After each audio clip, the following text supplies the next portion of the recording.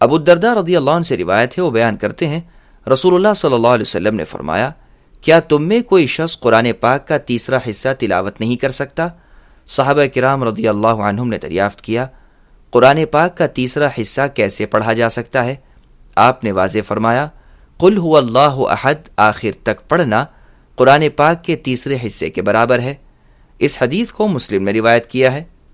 ام المؤمنین عائشہ رضی اللہ عنہا سے روایت ہے، وہ بیان کرتی ہیں کہ نبی صلی اللہ علیہ وسلم نے ایک شخص کو ایک چھوٹے لشکر پر امیر مقرر فرمایا۔ وہ شخص نماز میں امامت کراتے ہوئے اپنی تلاوت کو قل هو اللہ احد سورت کے ساتھ ختم کرتے تھے۔ جب لشکر میں شریک لوگ واپس آئے تو انہوں نے اس کا تذکرہ نبی صلی اللہ علیہ وسلم سے کیا۔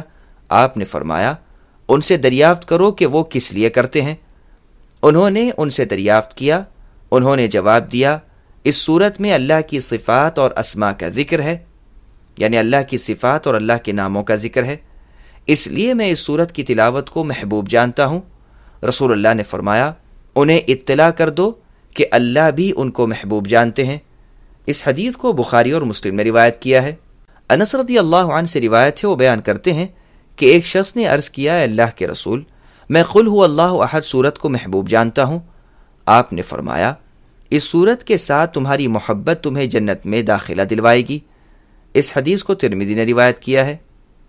ابو ہریرہ رضی اللہ عنہ سے روایت ہے، وہ بیان کرتے ہیں نبی صلی اللہ علیہ وسلم نے ایک شخص سے سنا کہ وہ سورہ قل هو اللہ احد کی تلاوت کر رہے ہیں۔